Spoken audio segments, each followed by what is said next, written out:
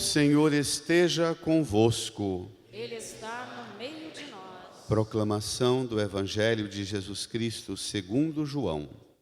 Glória a vós, Senhor.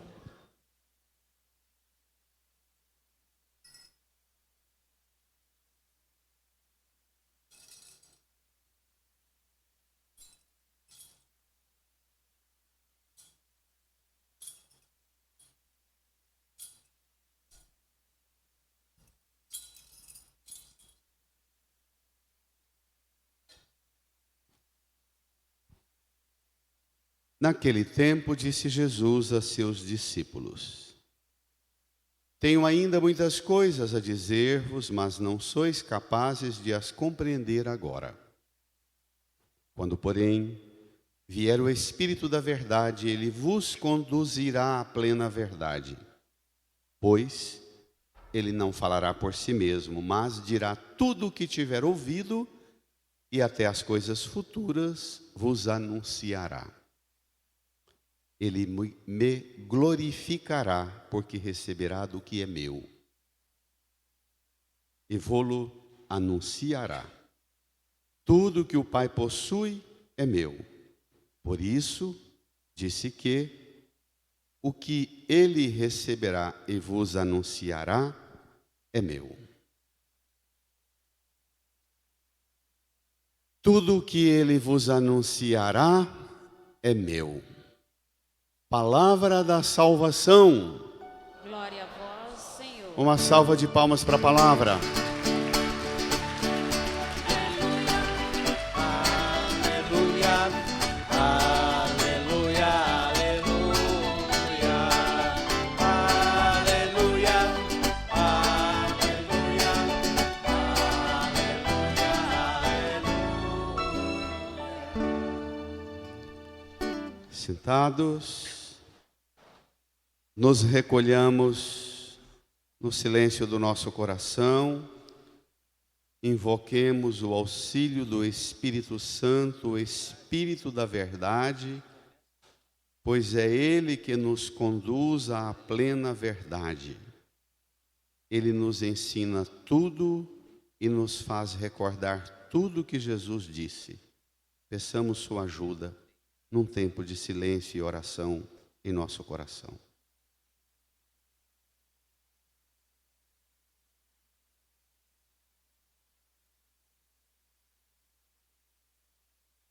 Amém. Queridas irmãs e irmãos, chegamos hoje, depois da festa de Pentecostes no domingo passado, a celebração de hoje, solenidade da Santíssima Trindade, é a festa da completa revelação de Deus. Se a gente percorrer a história da salvação, percorrer a Sagrada Escritura, versículo por versículo, estudá-la perscrutando profundamente, ao fechar a Bíblia, você chegará à conclusão da festa de hoje. Depois que o Espírito Santo foi derramado sobre os apóstolos, que Jesus prometeu, ficou claro para nós quem é Deus. A Bíblia foi escrita para dizer para nós, para dar ao homem e à mulher de todos os tempos a resposta às duas perguntas mais desafiadoras da existência humana. A primeira pergunta é: quem é Deus? E a segunda pergunta é: quem é o ser humano? O que é? Não quem é, desculpe. O que é o ser humano? Na expressão do salmista, perguntamos: Senhor, que é o homem? A essas duas perguntas, primeiro vem a definição de Deus. Deus é a Santíssima Trindade. Nós precisamos, permitam-me, recorrer a dois conceitos que vêm muito de um ambiente da cultura grega. especialmente da filosofia grega. Para entender a definição teológica deste nome Santíssima Trindade, Deus são três pessoas numa única comunhão, um só Deus, três pessoas distintas, mas numa unidade de comunhão absoluta. A esta definição se dá um nome, primeira expressão grega, que vai mexer com a cabeça de muita gente aqui. A pericorese. Peri, ao redor. Coreses, que é o mesmo que ir e vir, ou uma dança circular. Explico melhor. A comunhão da Santíssima Trindade são as três pessoas divinas, Pai, Filho e Espírito Santo, numa dança ritual de amor mútuo e de comunhão, que se entrelaçam e se interpõem, mas mantém-se a identidade genuína de cada uma, não esgota e não anula cada pessoa, mas estabelece a segunda palavra grega, a koinonia. Koinos, comum, onia, ato de criar comunhão. Você escuta isso e seguramente para muitos ou alguns aqui que têm uma visão de Deus e uma elaboração de Deus muito rígida, uma definição de Deus muito rigorosa, vai seguramente sentir profundamente desconfortável escutar numa pregação o padre falando que Deus é uma comunhão de dons numa brincadeira, numa dança. Para você entender isso, vem comigo na primeira leitura. Rapidamente. Do livro dos Provérbios. Que o livro dos Provérbios é propriamente uma coletânea de saberes do Oriente Médio, dos povos e culturas, coletânea de saberes, de ditos populares, de histórias, que compõem a cosmovisão do judeu, do povo hebreu. Assim fala a sabedoria de Deus. O Senhor me possui como primícia de seus caminhos. Antes de suas obras mais antigas, desde a eternidade fui constituída, desde o princípio, antes das origens da terra, fui gerada. Lá no versículo 27 diz assim: quando preparava o Senhor os céus, ali eu estava. Quando traçava a abóbora sobre o abismo, quando formava as nuvens lá no alto e reprimia as fontes do abismo, quando fixava ao mar seus limites, de modo que as águas não ultrapassassem suas bordas, e lançava os fundamentos da terra. Versículo 30, vamos ler juntos? E eu estava ao seu lado como mestre de obras. Primeira definição, a sabedoria gerada e não criada, consubstancial ao Pai,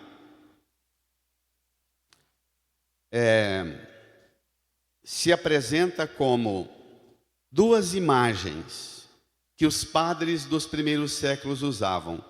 A sabedoria ao longo da Sagrada Escritura, ora ela aparece como a pessoa de Jesus, a palavra do Pai, o saber, a orientação, o discurso do Pai. Jesus é a palavra de Deus, o verbo de Deus que se fez carne. Ora, a sabedoria é o Espírito Santo que perscruta, mergulha, entende, discerne, que faz ciência. A isto, os padres dos primeiros séculos diziam que a pessoa divina de Jesus e do Espírito Santo são as duas mãos com as quais o Pai eterno criou. Isso é uma definição boa.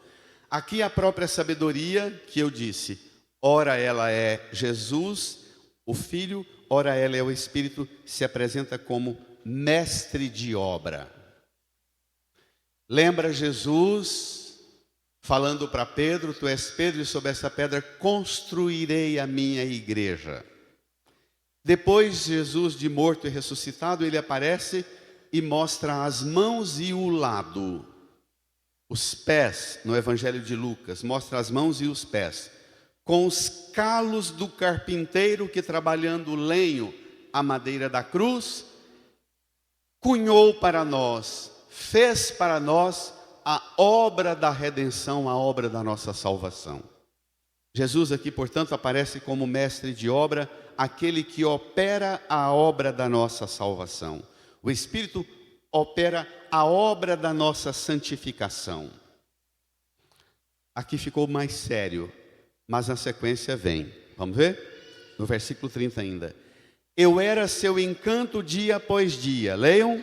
Brincando todo o tempo em sua presença. Leia. Brincando na superfície da terra e alegrando-me em estar com os filhos dos homens. Os fariseus e os mestres da lei e os sacerdotes do templo de Jerusalém ficavam indignados de ver Jesus brincar com as crianças numa área extensa, multiplicando pão e peixe para todo mundo comer. Quer uma brincadeira maior do que essa? Um piquenique desse? Tomando refeição com os pecadores e publicanos. Quantas vezes Jesus é taxado de um blasfemo e um possuído pelo demônio, porque ele lida com a morte sem nenhum medo, toca o defunto e ressuscita, toca o leproso e o cura, sem nenhum assombro. Jesus, portanto, aqui, sabedoria de Deus, um Deus, não se assuste com essa definição que talvez você não pode morrer sem tê-la um dia visitado. Nosso Deus é um Deus que brinca conosco, brinca na superfície da terra, alegrando-me em estar na presença de Deus e em estar com os filhos dos homens. É uma pena. Primeiro nós precisamos aprender a ensinar para as nossas crianças que essa brincadeira, como toda brincadeira ela tem uma dimensão séria. Para ser uma brincadeira bem brincada, ela precisa de regras, não é? De que a gente respeite as regras. Toda brincadeira ela tem uma dimensão séria, da disciplina de submeter aquilo. Mas é um que trabalha, que faz calos nas mãos, mas é um que brinca.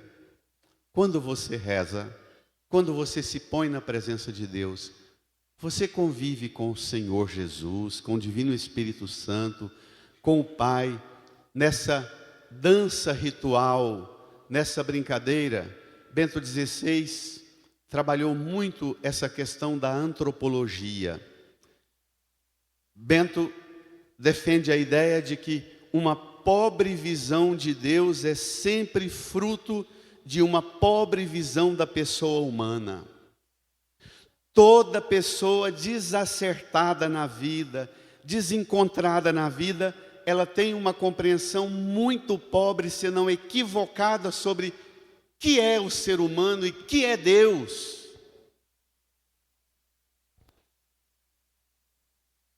Nós precisamos melhorar nossa visão de Deus.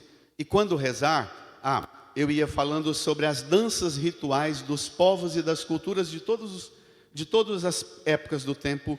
É comum você ver, e muita gente se assusta com as danças rituais. Os judeus têm muitas danças rituais, o povo hebreu. Nós católicos perdemos isso particularmente na entrada da Alta Idade Média, que transformamos a liturgia numa coisa muito rígida. Mas nós também temos no ágape fraterno a celebração daquela comunhão, nossa festa junina. O que é aquela festa junina senão uma dança na presença de Deus? Ministério de música cantando, a gente comendo, bebendo, celebrando, abraçando, proseando, é aquilo. Mas eu volto a fazer a pergunta a você. Quando você reza, você se coloca na presença de Deus e você experimenta essa dimensão de uma liberdade tão grande em como criança, rolando para lá e para cá, na sala de casa, ou no jardim, ou num gramado. Ou sua relação com Deus é aquela experiência rígida, travada, bloqueada, estressada, que o Deus a quem você conhece e serve é um que te mete medo e assombra, que está com o controle remoto prontinho para te mandar uma praga e uma desgraça, porque você desobedeceu uma regrinha na missa, na reza e na penitência. Que experiência de Deus você tem? E você comunica. E você experimenta. Isso decide quem você é. Uma visão travada sobre Deus vai gerar necessariamente uma pessoa travada e bloqueada para as dimensões porosas da vida, da expansão do ser humano até o eterno. Sempre.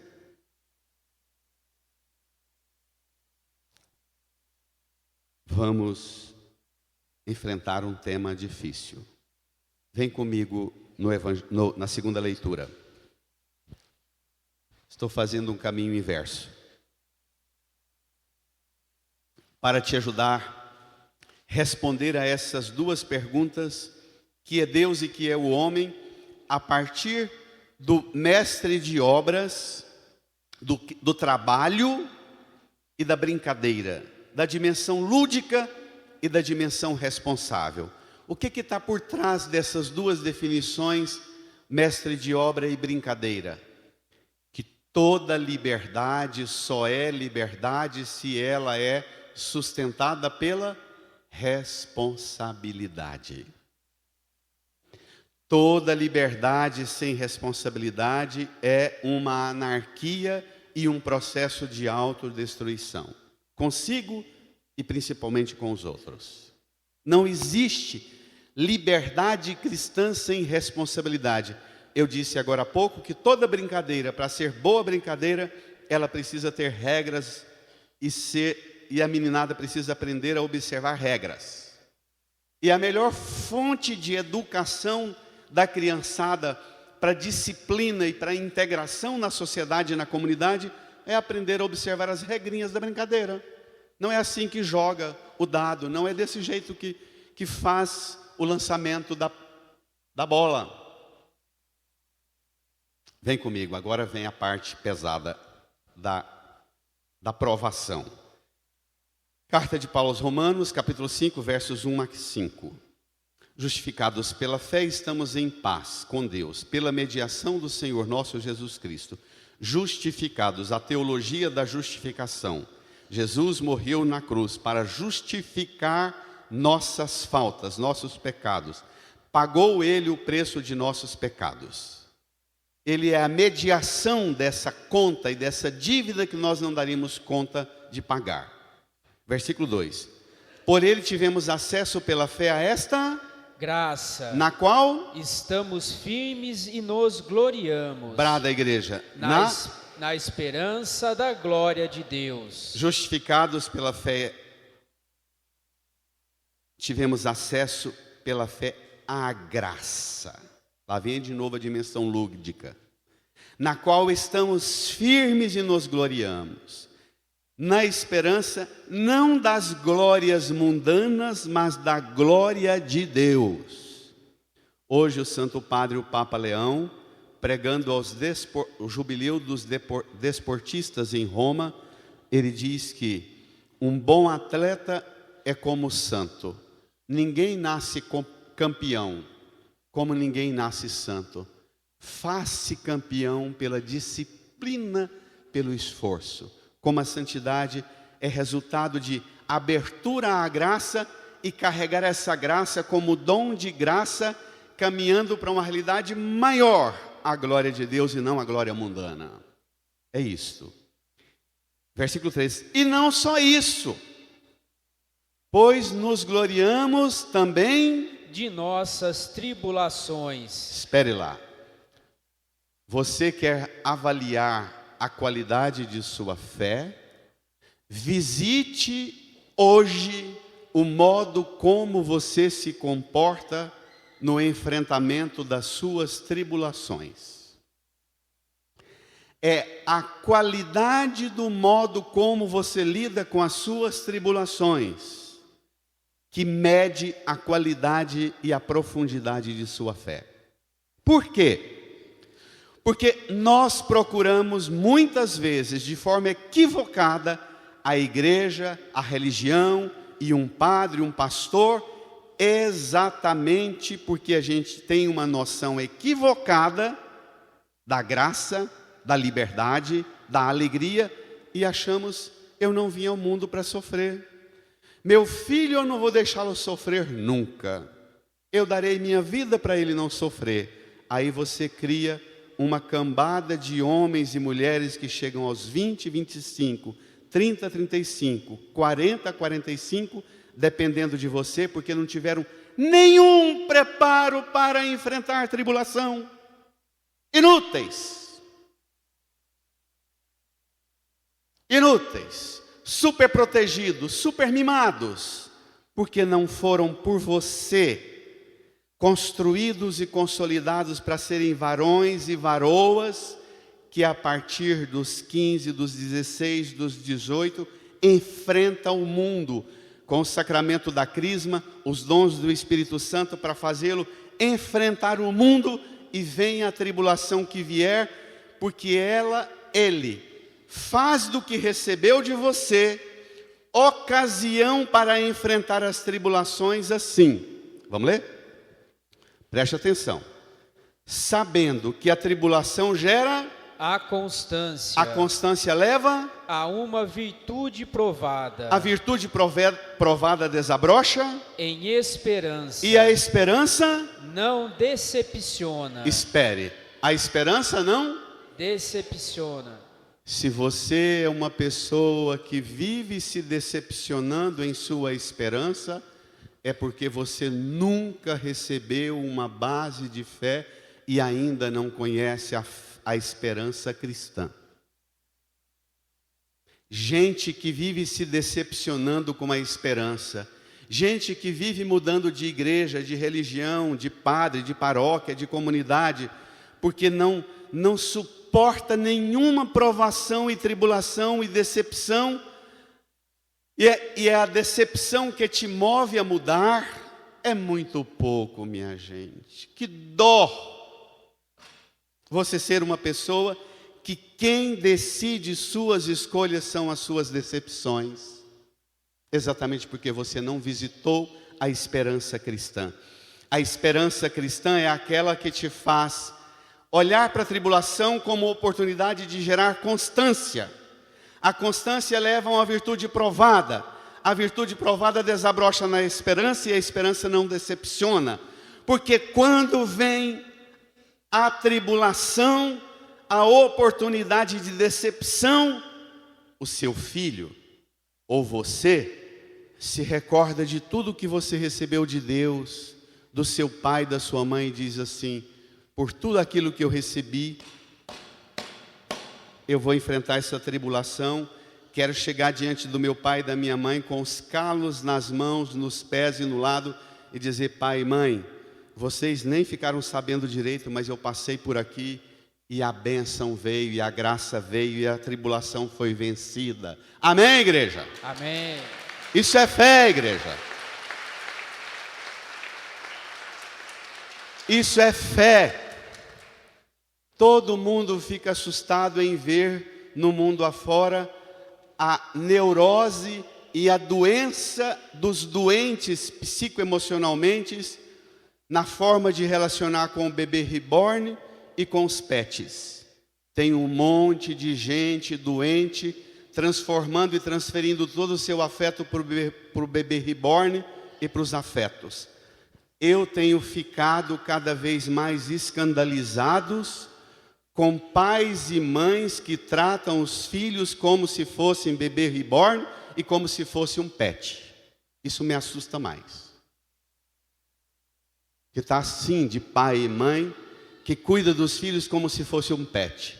Vem a tribulação, pega, põe no braço e joga dentro do carro. leva, compra mais uma coisa, mais outra ração, muda de ração, joga a ração fora, muda de ração, muda. Trata o bichinho como um pet. Não foi feito para sofrer. Vou aí te buscar. Isso existe?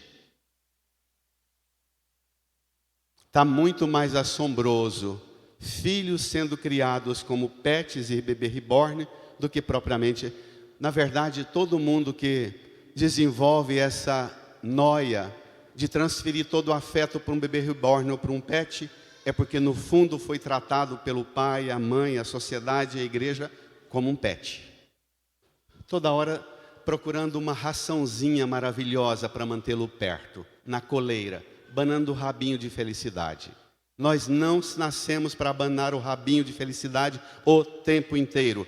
Nós somos homens e mulheres que na fé experimentamos uma força sobrenatural. Nós somos uma espécie distinta da criação, porque nós sabemos fazer da tribulação oportunidade para elevar e consolidar uma esperança. Amém.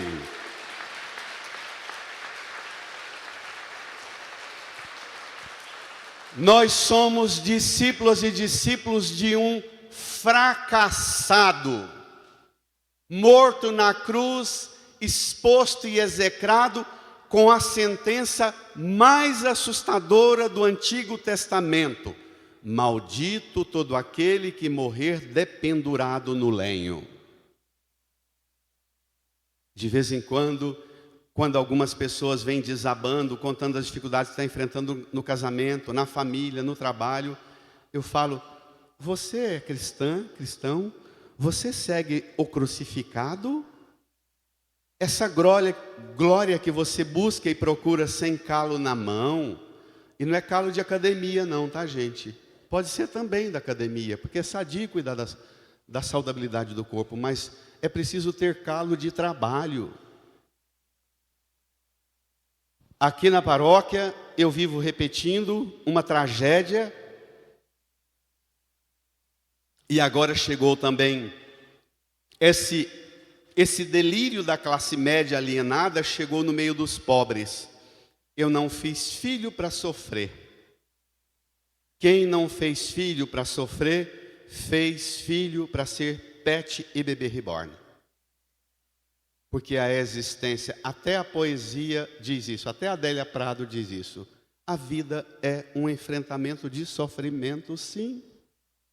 Sofrimento compõe. Assista um parto, não só humano, como do mundo animal.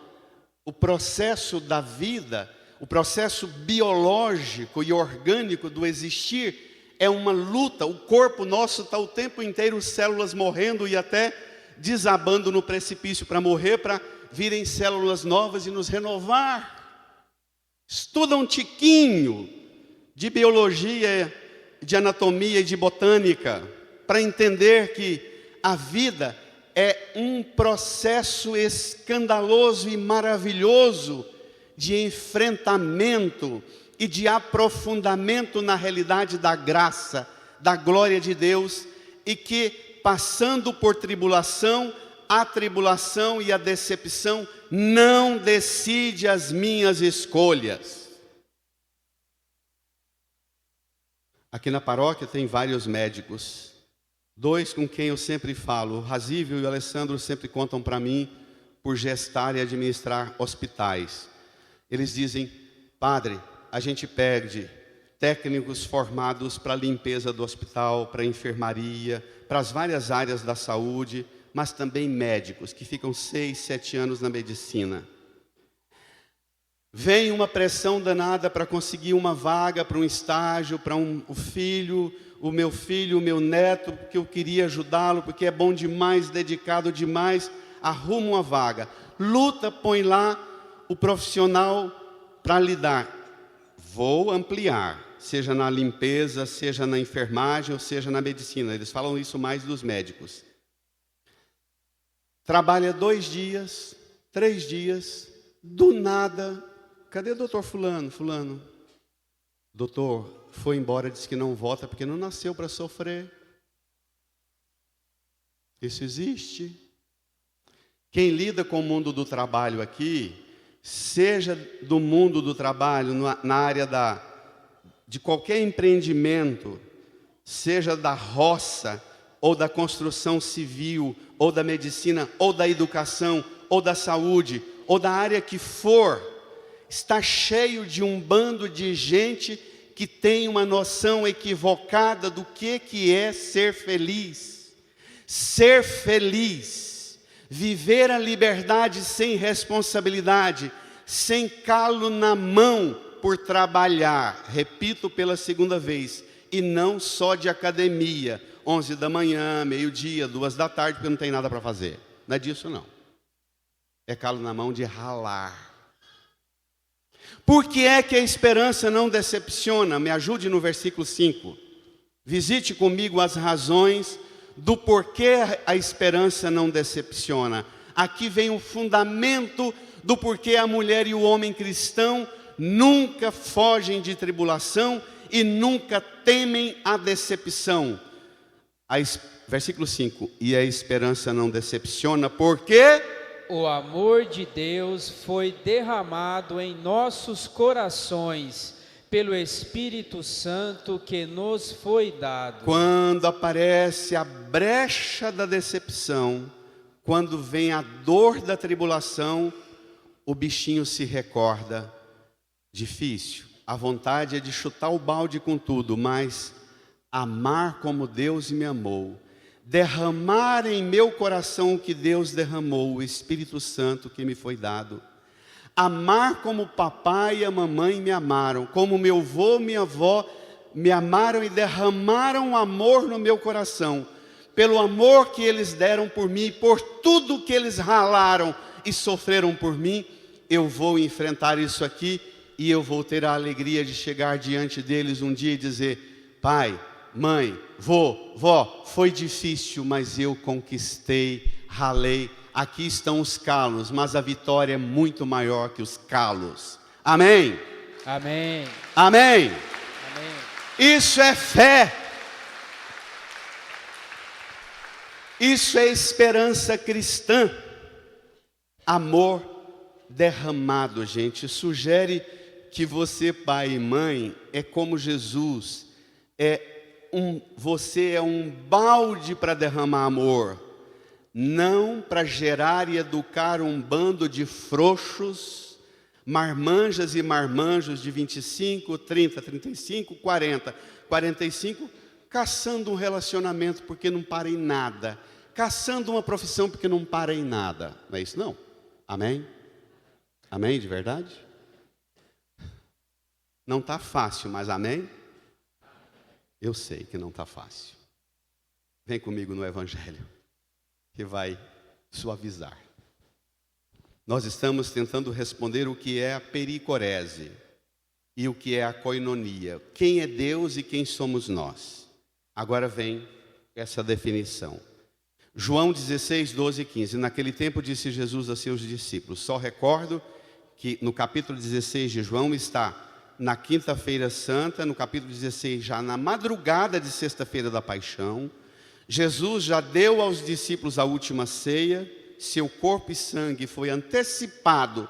O que vai acontecer amanhã, sexta-feira, 3 da tarde na cruz, ele já antecipou e deu seu corpo e sangue como comida e bebida para capacitar os discípulos para enfrentarem tribulação, inclusive a tribulação que ele mesmo vai suportar. Ele já deu a última ceia, já lavou os pés e diz: se eu, que sou mestre e Senhor, vos lavei, também vós deveis lavar-vos uns aos outros. E já instituiu o mandamento novo: amai-vos uns aos outros como eu vos amei. E aí, os discípulos estão tensos com a notícia da sua morte, e ele conforta os discípulos com esse discurso. Vamos lá? Naquele tempo disse Jesus a seus discípulos: tenho ainda muitas coisas a dizer-vos, mas não sois capazes de compreender agora. Parece um pai e uma mãe dizendo: filha, filho, segura o trampo. Agora você não entende. É próprio da juventude você não entender o que você está enfrentando. Persevere, mas você vai compreender. Agora não. Lá na frente você vai entender. Na hora certa eu vou te dizer umas coisas, mas agora não. Não parece? Continua. Quando, porém, vier o Espírito da verdade, ele vos conduzirá à plena verdade. Pois ele não falará por si mesmo, mas dirá tudo o que tiver ouvido. E até as coisas futuras vos anunciará. Olhe para cá. O Espírito Santo não é dado a você para ser uma centelhazinha sobrenatural de Deus protegendo você, para você se realizar e ser feliz. O Espírito Santo é derramado em você em vista de dar a você o acesso à verdade. Ele te conduzirá à plena verdade. Olhe para cá. Verdade para nós cristãos não é um conjunto de doutrina, de norma, de regra. Verdade para nós cristãos é uma pessoa. Jesus disse ele mesmo para Tomé: eu sou o caminho, a verdade e a vida. Quando nós cristãos abrimos a Bíblia, nós procuramos a pessoa de Jesus, o caminho, a verdade e a vida que nos conduz ao Pai. E Ele, com o Pai, nos dá o Espírito Santo que nos conduz a Ele. O Espírito Santo só é dado a você em vista de conduzir você à compreensão e ao mergulho em quem é Jesus. Versículo 14. Ele me glorificará, porque receberá do que é meu, e vô-lo anunciará. Versículo 15, brada a igreja. Tudo que o Pai possui é meu, por isso disse que o que ele receberá e vos anunciará é meu. Permitam-me uma nota desconfortável de dizer. Mas Deus não existe para legitimar o mundo e os sistemas do mundo. Ainda que esses sistemas sejam umas religiões, a nossa inclusive. Deus não existe para legitimar a mim, a você, a religião e os sistemas do mundo.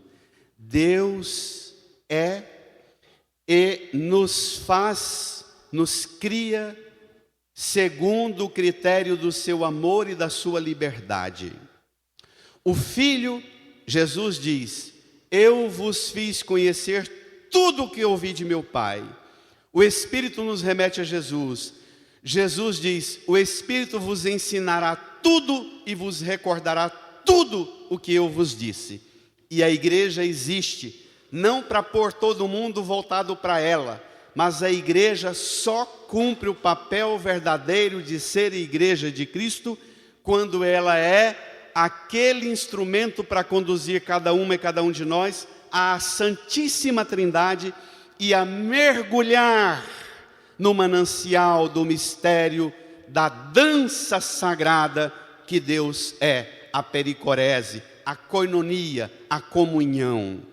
A igreja existe para ser instrumento de Cristo para te conduzir ao mergulho na Trindade. Por isso é que a igreja batiza criança recém-nascida. Ela fica 9 meses no útero da mãe. Quando ela está com o corpinho dela todo em condições de sobreviver fora do útero, nasce. A mãe e o útero da mãe foi, naquele líquido do útero, o lugar onde ela foi gerada para essa vida humana. Ela nasce, a mãe, o pai, traz a criança para a fonte, para a bacia da água do batismo, para ela ser gerada no útero da igreja para a vida eterna. Esta é a realidade da igreja. E ela só cumpre o papel quando ela te conduz e te põe no mistério da Santíssima Trindade. Bento XVI diz que isso se dá particularmente quando a criança é conduzida na porta da igreja, ou aqui a celebração do batismo começa. O primeiro rito da celebração do batismo é: em silêncio, o ministro faz o sinal da cruz na fronte, na testa da criança, e depois o pai, a mãe, o padrinho e a madrinha repetem em silêncio, fazendo o sinal da cruz. De vez em quando eu tenho que dar, na hora do batismo, uma bronca no pai e na mãe que começa a dizer um monte de asneira fazendo o sinal da cruz. Eu digo, é em silêncio, porque é um mistério, não é você que decide. Este sinal é para mergulhá-la no mistério, e não é o seu discurso que garante isso. Amém? Amém? Bento diz, este sinal da cruz que a criança recebe em silêncio da parte da igreja, da família e dos amigos da família, os padrinhos, este sinal, o resto da vida a criança vai marcar-se, dizendo ao Pai, Criador de tudo, a inteligência criadora, em nome do Pai, Pai, reina sobre a minha inteligência, sobre a minha razão, sobre o meu saber. Seja Senhor da minha inteligência. Em nome do Filho, Filho amado do Pai, Jesus, reina sobre as minhas vontades, desejos e necessidades. Não permita que eu seja escravo das minhas vontades, desejos e necessidades, mas reina sobre isso. Depois traça sobre os ombros a região do coração, o Espírito Santo, em nome do Espírito Santo, reina sobre os meus afetos, meus sentimentos e minhas emoções. Portanto, fazer o sinal da cruz é renovar em você a sua liberdade para deixar Deus ser Senhor na inteligência, nas vontades, desejos e necessidades, nos afetos e nas emoções. Aí você cresce e vira homem logo cedo e vira mulher logo cedo, porque você sabe quem você é e você tem maturidade para o enfrentamento da vida, e você é conduzida não por tribulação e decepção, mas conduzida por uma fé que supera todas as tribulações, todas as decepções, e te conduz à presença de Deus eternamente na glória dele, quando você passar dessa vida para outra. Amém, igreja? Amém. Glória à igreja. Aleluia! Isso é fé cristã, isso é fé católica. Pericorese, brincar, dançar, uma dança de comunhão, de amor mútuo que você celebra, que você canta, dança, celebra esta comunhão. As danças sagradas, para quem estuda antropologia, para quem estuda o fenômeno das culturas e dos povos, todas as danças sagradas em todas as culturas têm uma finalidade. As pessoas dançam no mesmo ritmo e fazendo os mesmos movimentos até alcançar a mesma frequência das ondas cerebrais, a mesma frequência dos batimentos cardíacos, a mesma frequência da respiração, e quando o grupo todo nessa dança sagrada alcança a mesma frequência, é que comumente se tem os transes, o transe. Eu estou trazendo o elemento antropológico para a gente entender o elemento teológico de quem é Deus. Entendido? E para fazer isso, nós temos o primeiro livro para a gente ler, que é o livro da criação. Vamos terminar essa pregação com uma contemplação. Vem comigo no Salmo 8 que você tem. Se você tem uma varanda no seu prédio, no seu apartamento, ou tem um quintalzinho na sua casa, ou um jardim bonito na sua casa, ou um sítiozinho, uma chácara, uma fazenda, faça isso que o salmista fez. Vá passear uma hora, ou seja, na praça do seu bairro, vá passear, joga lá um pano e senta com a família e com as crianças e reza o que este salmista rezou. Contemplando estes céus que plasmastes e formastes com dedos de artistas, vendo a lua e estrelas brilhantes, perguntamos, brada a igreja: Senhor, que é o homem para dele assim vos lembrardes, e o tratardes com tanto carinho, você olha para a criação e começa admiravelmente perguntar a Deus: quem que eu sou para poder estar aqui usufruindo dessa beleza e contemplar isso, Senhor? Quem eu sou? E o salmista responde, versículo 6: pouco abaixo de Deus o fizestes. Leiam. coroando-o de glória e esplendor. Vós Lhe destes poder sobre tudo, vossas obras aos pés lhe pusestes. Deus criou tudo e pôs a mulher e o homem no meio da criação e deu tudo ao homem. Pouco abaixo de Deus o fizestes. Isso aqui, tem gente que morre de medo dessas expressões bíblicas. Isso aqui é perigoso. Já ouvi tanto essas pessoas muito rígidas, que entendem a fé de forma domesticadora e repetidora de norma, regra, doutrina, observância, disciplina, penitência, sacrifício, mortificação, porque o ser humano é mau, porque o ser humano é perverso, porque nós somos cheios de pecado. Deixa de ser tonto, vai ter formação católica. A última oração da missa de hoje, a oração depois da comunhão, diz assim: Senhor nosso Deus, número 21, se você quiser situar. Senhor nosso Deus, proclamando nossa fé na Trindade eterna e santa e na sua indivisível unidade, nós os pedimos que a comunhão neste sacramento nos sirva para a salvação do corpo e da alma. Do corpo e da alma. Só a alma presta, o corpo não vale nada. Está cheio de umas heresias modernas, nem tão modernas assim, de um povo que tem uma visão péssima do corpo, que o corpo é lugar do pecado, de desejos horrorosos. Vá se tratar, bicho, vá fazer terapia. Isso é doença. Se você tem uma visão sadia, você é destinado à salvação do corpo e da alma, porque o seu corpo, Deus escolheu para Ele morar em você. Pouco abaixo de Deus o fizestes. Se você for ensinar isso para o seu neto, para a sua neta, para o seu filho brincando numa roda, ele vai dizer assim: papai, vovó, vovô, Deus fez a gente um quase Deus. Você vai dar um abraço nele, uma gargalhada e rolar e dizer: aham, nós somos um quase um Deus. Pouco abaixo de Deus o fizestes. Quase Deus. A carta de Paulo aos Colossenses diz que quando Cristo se manifestar em sua glória, nós seremos semelhantes a Ele, porque o veremos tal como Ele é, revestidos de glória. Isso é antropologia cristã.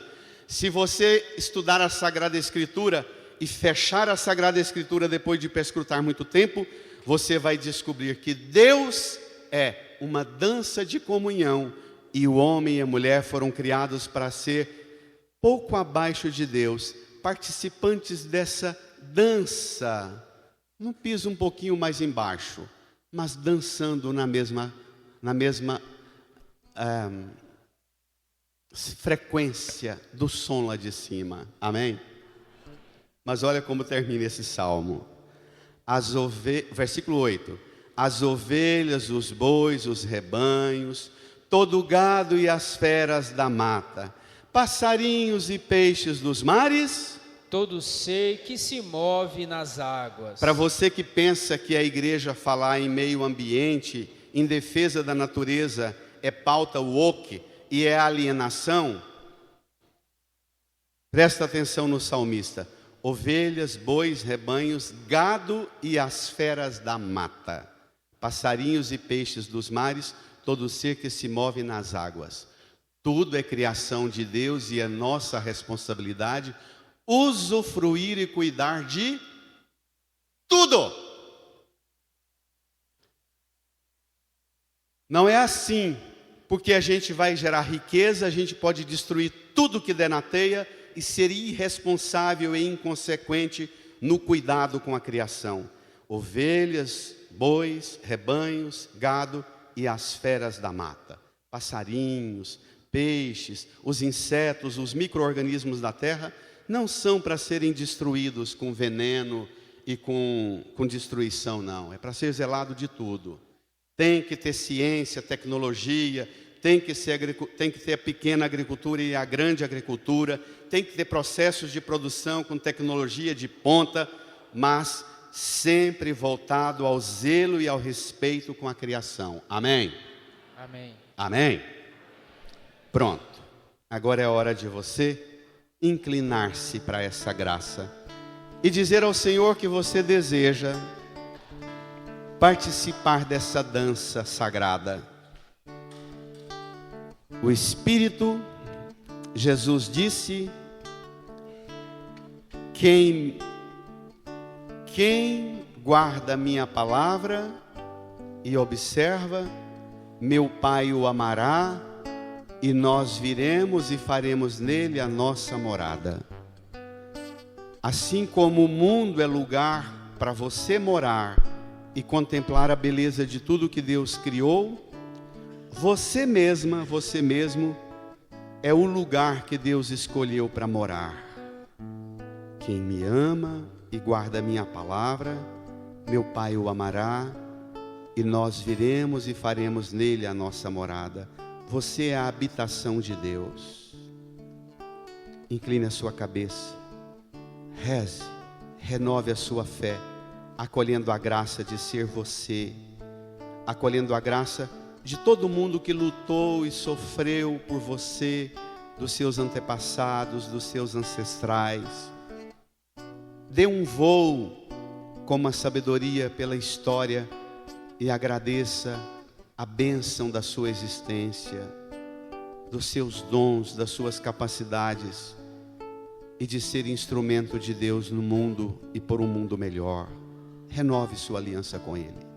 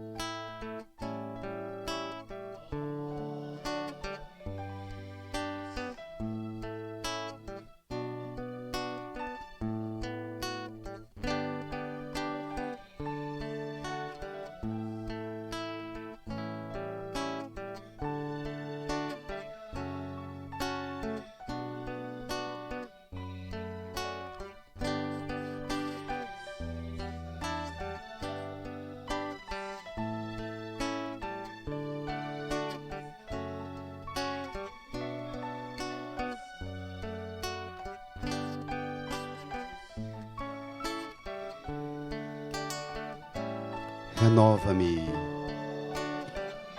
Senhor Jesus.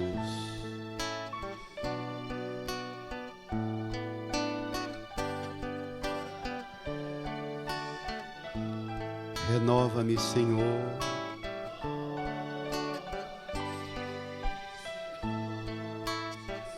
Põe em mim seu coração. Vamos cantar, porque tudo que há dentro de mim precisa ser mudado, Senhor. Canta, igreja, porque tudo que há dentro do meu coração precisa mais de Ti. Porque tudo que há de pé, cantando, elevando as mãos, dentro de mim precisa ser mudado, Senhor. Porque tudo que há dentro do meu coração precisa. Deixe o folheto no banco e erga as mãos para os céus.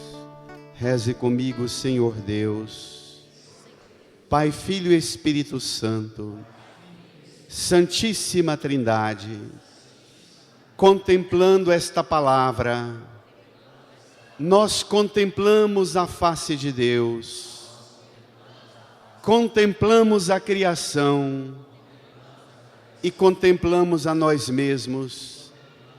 criaturas que a mão do Senhor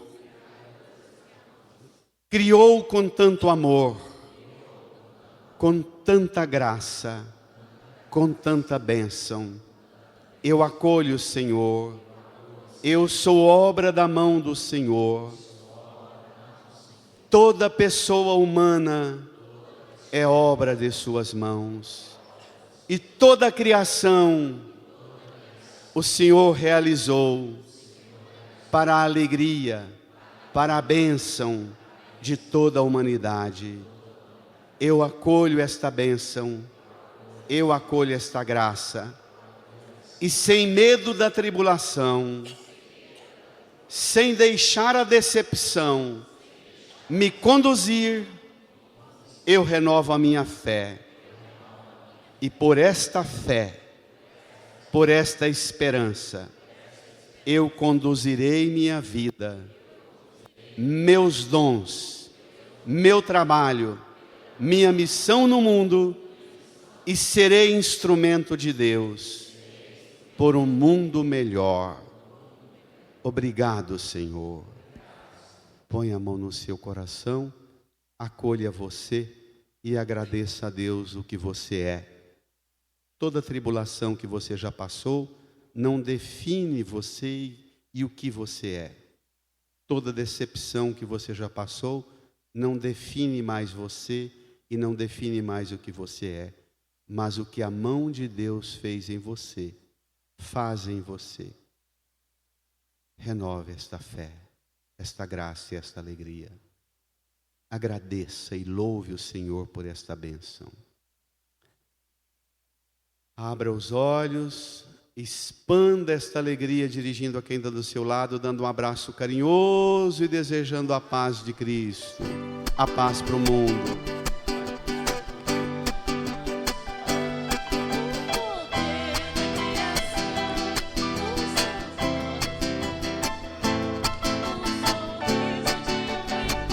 Toda vez.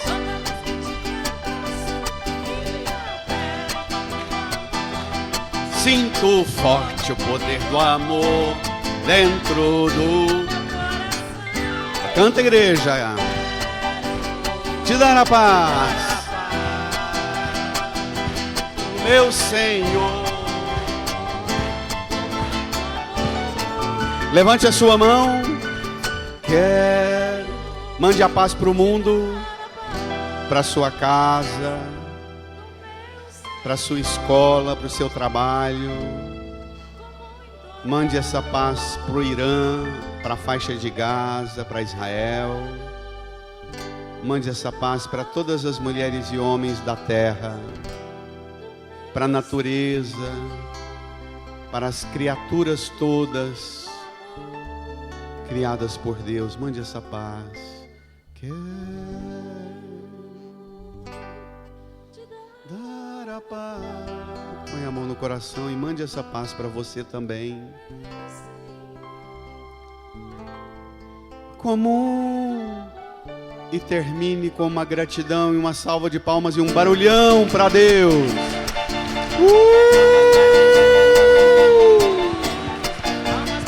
Para Jesus, para o Divino Espírito Santo, para o Divino Pai Eterno.